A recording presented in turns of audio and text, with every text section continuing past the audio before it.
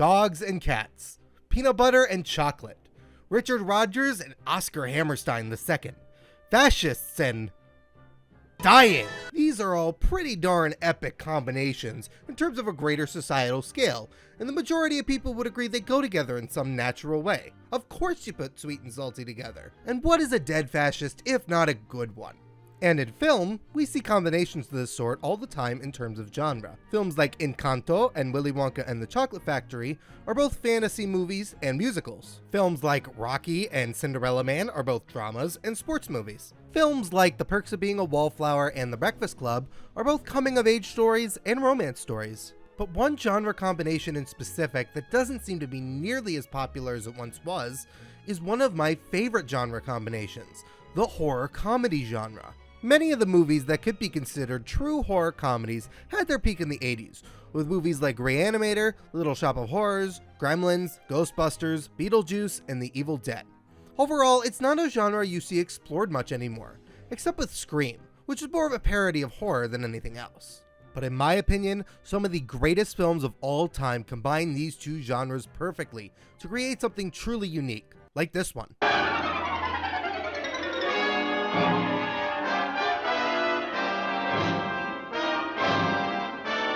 Okay, so I guess I have to explain first. Why am I doing a Halloweenish video months and months before October?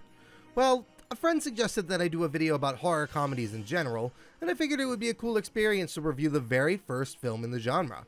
Plus, I already have way too many video ideas for the month of October, and wanted to do all of them, but can't realistically do them all within that 1 month, so I'm just gonna spread them out.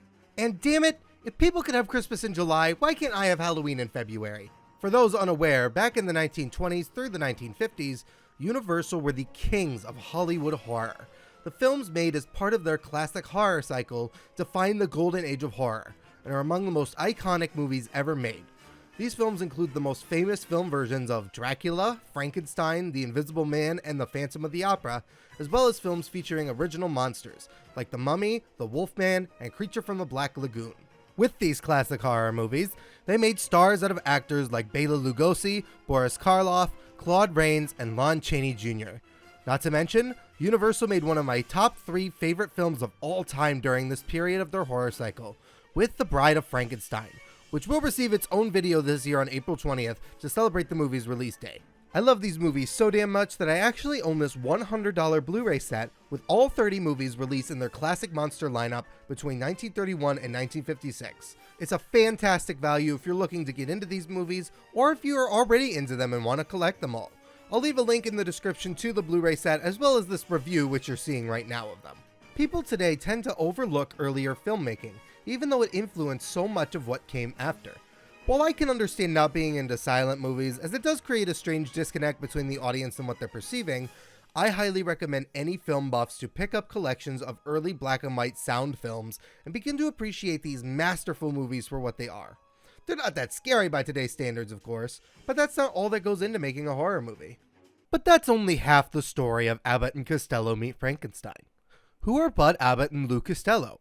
Simply put, they are two of the greatest entertainers of our time, or any time for that matter.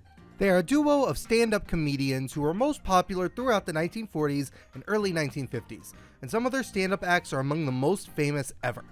Well, let's see now. We have on our team, we have who's on first, what's on second, I don't know's on third. That's what I want to find out, the guy's name. And then, That's what I want to find out, the guy's name. I'm telling you, who's on first, what's on second, I don't know's on third. Now, Abbott, you going to be the manager of the baseball team? Yes. You know the guy's names? Well, I should. Well, you tell me the guy's names on the baseball team. I say, who's on first, what's on second, I don't know's on third. That's a comedy act you're almost certainly familiar with, and Abbott and Costello created it. The two always had a faithful setup, with Bud Abbott as the frustrated straight man and Lou Costello as the dim-witted comic. They had a knack for combining wordplay with slapstick in an incredibly surreal way, and they graced television, film, and stand-up comedy with their presence for years. Sadly, once the 1950s came around, tastes in comedy were starting to shift, and as such, Abbott and Costello faded into relative obscurity. But their comedy routines truly are legendary, and their influence on the art of comedy will never cease or fade. For those interested in checking out Abbott and Costello's work, there is a colossal Blu-ray set released by Universal of every movie released by the two under the company. But it's a Blu-ray set I don't currently own, and as such, I can't speak for its quality. For those interested, I'll leave a link to this review down in the description, as well as the Blu-ray set. But for those not looking to spend a ton of money and are willing to settle for DVDs, you can pick up their best of sets for pretty cheap, with each one having about 8 movies. By the late 40s, after the war, both of these franchises were going downhill quickly, as comedic tastes were beginning to change, as was what would make an audience afraid. This is when Universal had the idea to put both franchises together, creating a mishmash of horror and comedy. The plot was the brainchild of Robert Arthur, who had worked at MGM on multiple comedies and musicals, and was one of the leading comedy directors at the time. The original title for the film was The Brain of Frankenstein, and originally featured Frankenstein's monster, Dracula, the Wolfman, the Mummy Karras, the Invisible Man, and Dracula's son Alucard, all in the same movie. Heh, you're funny. There you go! And Abbott and Costello were running around in there too. Geez, talk about cinematic universes. The script eventually stripped back the latter 3 monsters, instead focusing on the former 3, and changed the title to Abbott and Costello Meet Frankenstein. The film went into production and starred Abbott and Costello alongside Glenn Strange, Lon Chaney Jr., and Bela Lugosi, respectively reprising their roles as Frankenstein's monster, the Wolfman, and Dracula. And the stars involved hated the idea wholeheartedly. Lon Chaney Jr. said in interviews that he felt adding Abbott and Costello into a horror flick ruined horror movies forever. And Bud Abbott and Lou Costello fought with the producers and directors on set, often leaving early or not showing up to filming sessions. Lou Costello especially hated the script. The film was released in June of 1948 to positive reviews across the board, and ended up being one of Universal's highest grossing movies that year. The film also inspired a number of sequels at Universal, including movies where Abbott and Costello meet Dr. Jekyll and Mr. Hyde, The Invisible Man, The Mummy, and a killer played by Boris Karloff. Retrospectively, the film was put at number 56 on AFI's list of the top 100 comedies in 2000, and was also chosen to be preserved in the United States Library of Congress in 2001 for being culturally, aesthetically, or historically significant. It's safe to say that despite being hated among its cast, Abbott and Costello Meet Frankenstein is an iconic horror comedy that defined the genre for years to come, and it's one of my favorite movies in the Universal Classic Monster series. This was the first ever horror comedy to be so commercially successful and recognized within the mainstream. It legitimized the genre. It brought back the monsters and Abbott and Costello for one last hurrah before completely fading, and it's a damn good movie in its own right. I felt the need to examine this movie scene by scene and explain why it works so well, and hopefully you aspiring cinephiles out there can learn to appreciate this genre and era of filmmaking for what it is by watching this video. Here's why Abbott and Costello Meet Frankenstein is one of the best horror comedies. Also, full spoilers are to follow for this movie, but considering it's over 70 years old, that's on you. The film opens with this great animated segment that you've been seeing throughout the video, which features Frankenstein's monster opening coffins with skeletons of Bud and Lou, before showing the title in the opening credits. Yeah, this was back when credits were at the beginning of the movie and not the end. Back then, it didn't take entire armies of people to make movies, so they could usually get everyone's credits out of the way at the opening to make sure the audience saw it. The film's plot begins in a much more horror-oriented way than one would think, with Larry Talbot, played by Lon Chaney Jr., pacing around in a hotel room in London, waiting to get a call phone through to the United States. Even though the scene is less than a minute long, it manages to be very atmospheric, especially if you know the Larry Talbot character. If you didn't tell me beforehand that this movie starred Abbott and Costello, I would have guessed this was a serious horror film starring the Wolfman. Almost immediately after, though, we get into the silly stuff. Answer that phone. Answer the bell. Answer the phone. Which one do you want me to answer first? Both of them. Both of them. Both of them. These are the protagonists of the movie, Chick and Wilbur, played by Bud Abbott and Lou Costello respectively. They work as mailroom clerks in Florida, who are getting ready to handle a large shipment. They run into Wilbur's girlfriend Sandra, who Chick thinks is way too good for him. Of all the guys around here, that classy dish has to pick out a guy like you. What's wrong with that? Go look at yourself in the mirror sometime. Why should I hurt my own feelings? This movie is full of Abbott and Costello's signature brand of humor, but it blends in the horror aspects perfectly in the very next scene, where Larry calls the mailroom from London and asks them not to deliver 2 crates to MacDougal's House of Horrors. While on the phone with Wilbur, Larry turns into the Wolfman, and Wilbur reacts in a way that only Lou Costello could. You're awful silly to call me all the way from London just to have your dog talk to me. That's part of what makes this movie so brilliant. Scenes that would normally be terrifying and menacing are made funny because of Bud and Lou's reactions. After this, McDougal shows up and wants his crates delivered to his house of horrors, mentioning that inside the crates are the remains of Count Dracula and Frankenstein's monster. Wilbur and Chick are assigned with the duty of getting the crates to the house of horrors, with McDougal threatening to call the police on them should the exhibits get damaged. This gives way into a great scene where Wilbur is reading a display on Count Dracula, and the real Count Dracula tries to rise from his coffin, but can't because Wilbur keeps getting scared by it. This makes him shout, Check! Check! Check!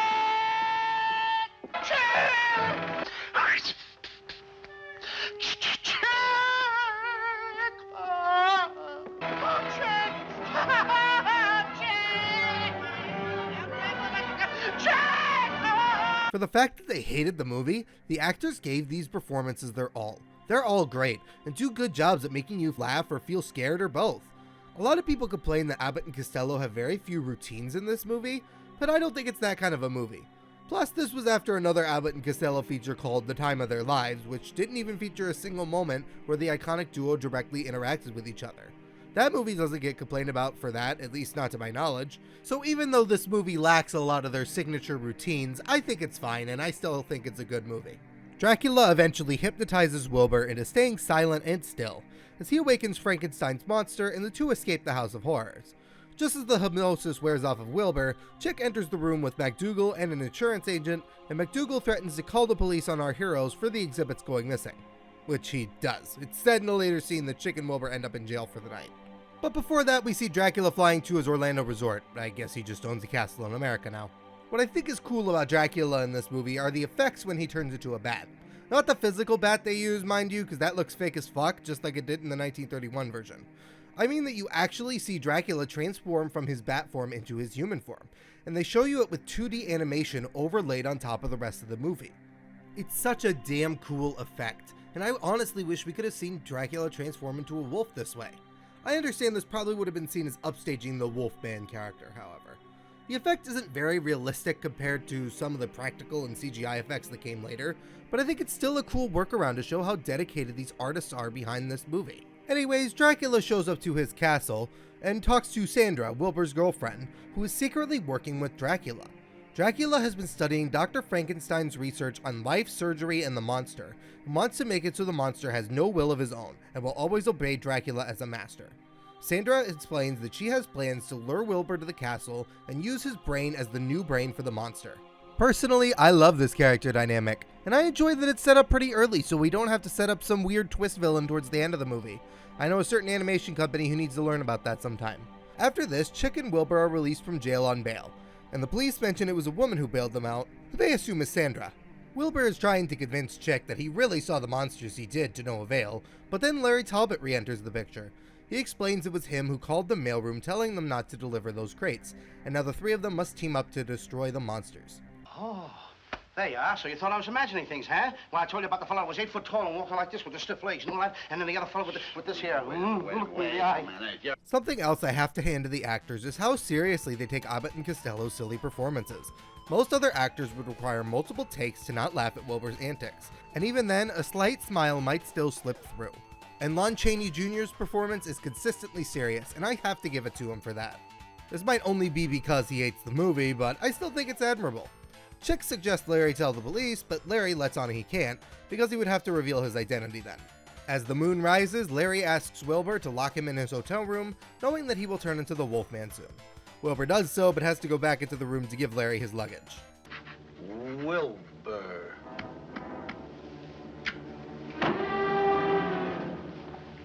I swear, I don't know how Bud and Lou hated this script. I think it's fabulously funny, and right in line with what is to be expected of these actors. The next morning, Sandra pays Chick and Wilbur a visit, and it's found out that Sandra was not the one to bail them out of prison. It was actually another lady named Joan, who was working for the insurance company McDougal hired. She pretends to fall in love with Wilbur and asks him to a masquerade ball taking place tonight. Shortly after, Sandra comes back and also asks Wilbur to this masquerade ball. And Chick is very jealous about his dim-witted friend having 2 dates while he's stuck as a third wheel. All right, you take Joan and I'll take Sandra. Oh, Sandra sends me. Well, then I'll take Joan. Joan sends me, too. Now, listen, you sawed-off Romeo. In a minute, I'll send you. You don't even appeal to me.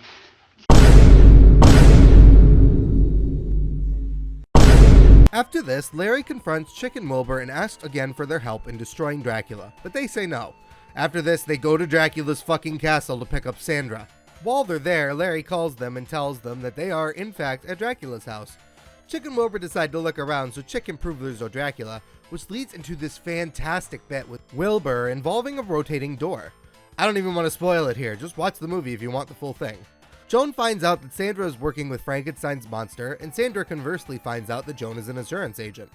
After this, Dracula comes out to meet all four of them, posing as one Dr. Lejos. But I have to ask why they didn't go with the alias of Dr. Acula. I understand this would have given Dracula away to any normal person, but the charm of Abbott and Costello is that the answer would have been in front of their face the whole time and they wouldn't have realized. Anyway, Sandra finding out about Joan's job leads her to not want to go to the masquerade ball, and Dracula responds in private by turning her into a damn vampire.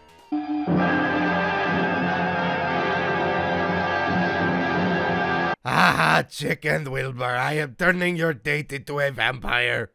All jokes aside, this is why Dracula is one of my favorite monsters of this era.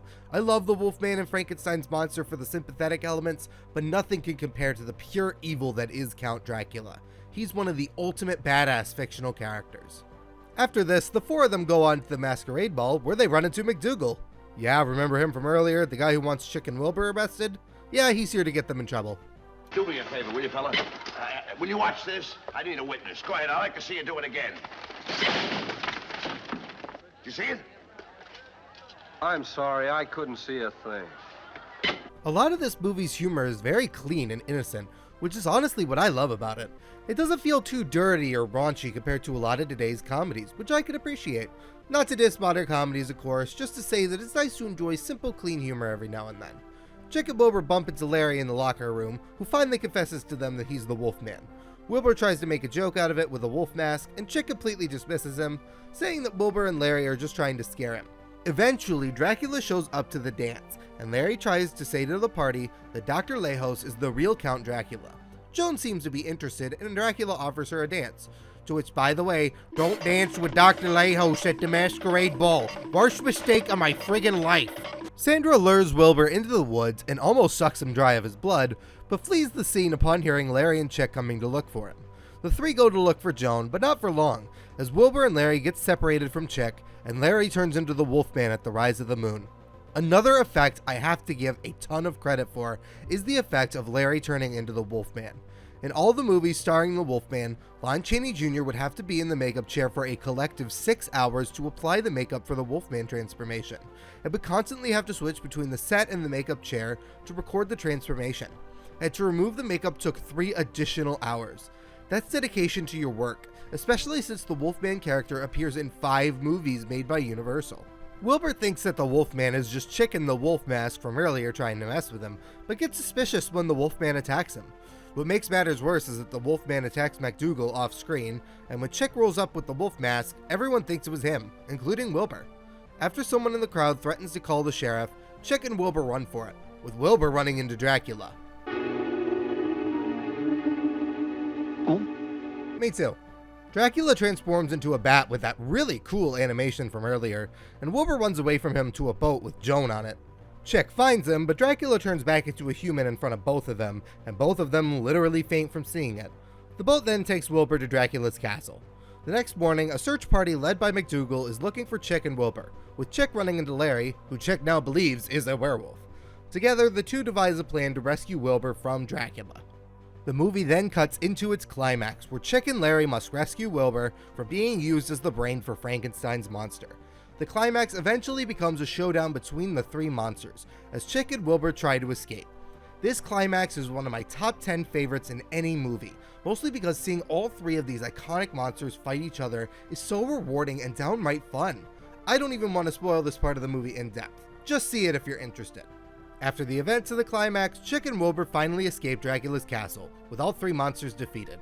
But not without a quick cameo from one more. All relax. Now that we've seen the last of Dracula, the Wolfman and the monster, there's nobody to frighten us anymore. Oh, that's too bad. I was hoping to get in on the excitement. Who said that? Allow me to introduce myself. I'm the Invisible Man.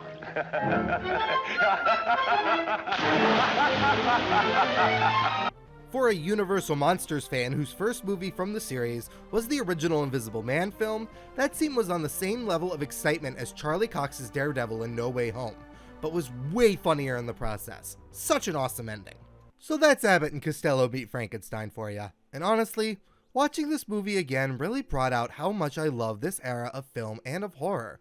I think it's a gut-bustingly funny movie at times, but it combines that humor with the best of the classic Universal monsters to create something unique for both the monsters and Abbott and Costello. What helps it especially is that all three of these monsters are among my favorites from this era, and I think they're a great combination. I still think it's a great movie and a fantastic horror comedy. If you're interested in this movie, even in the slightest, I couldn't recommend it enough. It's a great time from start to finish. Which brings me to my last point. A couple of years ago, we got a reboot of The Invisible Man from Universal, and it was great. It managed to be a great scary time while also doing a good job at revitalizing the concept of the character for the modern day. With the success of the Invisible Man reboot, Universal is looking into rebooting more of their monsters, including a Karen Kusama remake of Dracula, as well as takes on the characters of the Wolfman, Renfield from Dracula, Frankenstein, and the Bride of Frankenstein. If anyone from Universal is listening to this, my one request is to make this series of films a cinematic universe again. I know what you're thinking, because at the end of the day, there are way too many cinematic universes out there, most of which derive from the Marvel Cinematic Universe. But the monsters were what came before Marvel.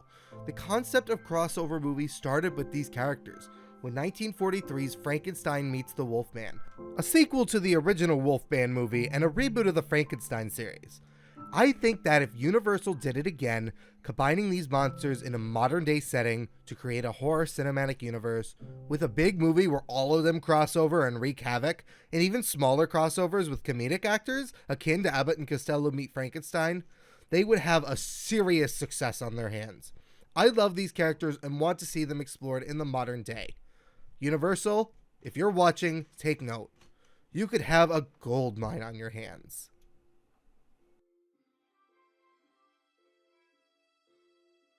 And you've been hearing the voice of Daisy. I do video essays based on media like TVs and movies, which you just saw, musicals, video games, music. So if those are the kind of things that interest you and you want to see videos about them, please subscribe.